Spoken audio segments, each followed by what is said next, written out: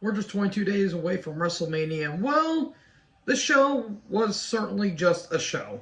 What's going on, guys? BossUp86 here, back to another video, and today I'm here to do my Smackdown review from Pittsburgh, Pennsylvania, home of the Pittsburgh Steelers, home of the Penguins, and home of the Pirates as well. I almost forgot about that team.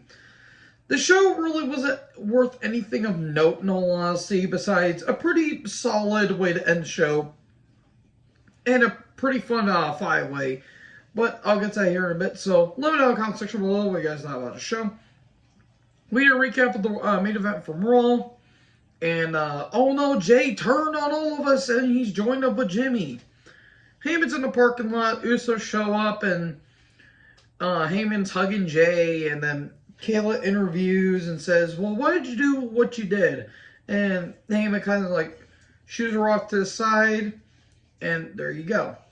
Then we get to the aforementioned five-way.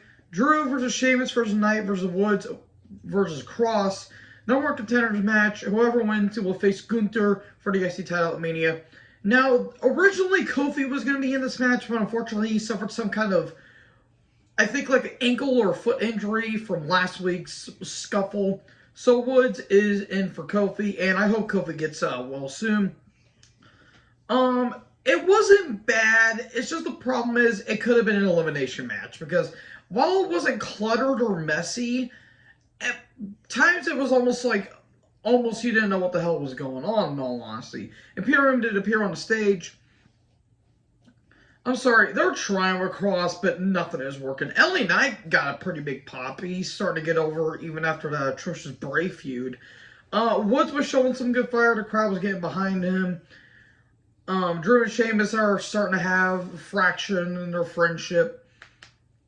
But Bro kicked the Woods, Claymore tonight, but oh no, two referees and it's a double pin.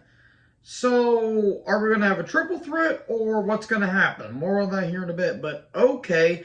I know why they were doing it, but I don't know, the way that they kind of did it was a little convoluted and messy. Kayla looked great tonight. And Heyman are backstage. Well, what does this mean for what does this mean for the bloodline, and what does this mean that now Jay is back? And Heyman kind of just talks about, just does this typical thing, and then he talks about Cody and all that stuff. And talking about Mania and all that stuff. Typical Heyman promo, but it wasn't bad.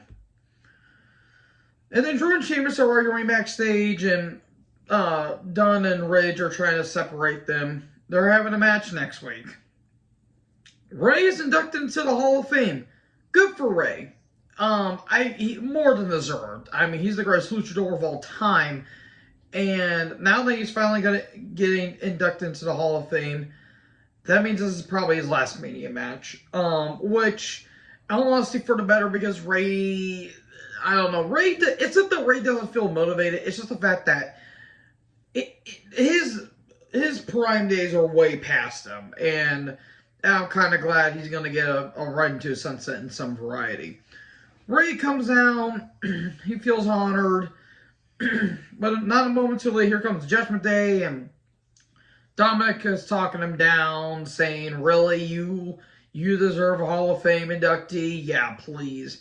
And then we got the Phantasma come down. This was a mess, and Santos says, you know, you're disrespecting Ray, you're disrespecting your father, you're disrespecting the greatest of all time.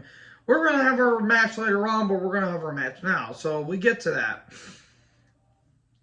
Well, before that, we get a recap of what the Judgment Day did last week. And then Legado del Fantasma took on Judgment Day. It wasn't bad, I just didn't necessarily care for it. This did get messy, like, towards the end. Zelina got thrown onto everyone, which I don't know how she took out everyone. I mean, for God's sake, she could have just jumped on someone and they could have just dropped her immediately.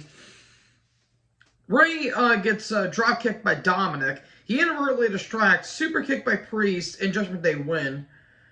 And then Dom tells everyone to leave, and he wants to talk to Ray. He talks down on him, and he says, at the end of the day, I should have been Eddie's son. And then he shoves Ray, and he says, come on, fight me. And he throws his mouth guard at him and goes to attack Ray, but Ray moves, and there you go. look, I know a lot of people are interested in this feud. I really don't, in all honesty. I just really don't have anything. I just really don't care about Dominic at all. That's like the biggest thing. I don't really care for him other than the fact that he's just Ray's son. I've been saying that ever since he got into the company, and I'm going to keep saying it until they actually give me a reason to care for him. So Pierce and Flair are backstage. Flair wants an opponent. She's getting an opponent tonight. Team Bald, aka Ricochet and Strowman versus the Raiders. How to Train Your Dragon cosplayers is what I'm going to say about them now. The Las Vegas Raiders are better than the Viking Raiders, and yet the Las Vegas Raiders were underwhelming this past season. Although Derek Carr is no longer with them, which is a damn shame. But anyways, football talk aside, I did not care for this match. It wasn't bad per se. I just don't have any reason to care about this team because Ricochet and Strowman are a thrown together tag team, and the Raiders have not been great ever since they got called up to the main roster. They've tried to give them a bit of a push, but even when they won the tag titles, they've been devalued to nothing. And not to mention Valhalla, aka Sarah Logan, with all of the personality of a freaking demolished acorn, does nothing. Strowman goes to go after Eric, I think, but Valhalla distracts in a way and causes him to go over the announce table. And then Ricochet gets distracted by her for some reason. And in a 450, nobody home, big splash, and there you go, Raiders win. Cool. Imperium or Pierce backstage? Well, what's the verdict between Drew and Sheamus? Is it a challenger or challengers? It's going to be a one-on-one match next week. Whoever wins will face Gunther for the IC title. Cool. Flair versus Shotzi. Shotzi was not Ric Flair. Jesus Christ. Was Charlotte Flair's opponent. Yeah, this match happened. Rhea shows up at one point. This was awkward. I like Shotzi, don't get me wrong, but I felt like she was underwater or something was not clicking here. I don't know what the hell was going on. Eventually, Figure 4 and Flair wins. Rhea gets in the ring. And she talks about how I've outworked everyone and I'm going to take you apart limb by limb and I'm going to be taking your title at Mania. And Charlotte says, well, you think you've outworked everyone. I've outworked every man, woman, and child that have come into this company. And at the end of the day, you think you're going to beat everyone limb by limb, but you haven't beaten me. They really haven't done that great of a build-up with this feud, despite the fact that they're trying. It feels like they don't have enough time for it. Like, it kind of feels like they're just, like, shoving it all out at once. I appreciate the ambition, but at the same time, you're not getting me emotionally invested. I'm way more invested in the Bianca and Asuka feud, in all honesty, because, well, yes, Bianca and Asuka are taking on opponents that they should not be taking on, a la Carmella and Chelsea Green. At least they're building it up in a way. For this match, it feels like, okay, you want to Rhea wants to redeem herself for what happened 3 years ago. She's been going on this dominant run. While Charlotte is trying, Charlotte's like outworking everything that she does. It just feels like, I don't know, it just doesn't feel natural to me, in all honesty. So will the Usos come now? We get a recap what happened on Raw.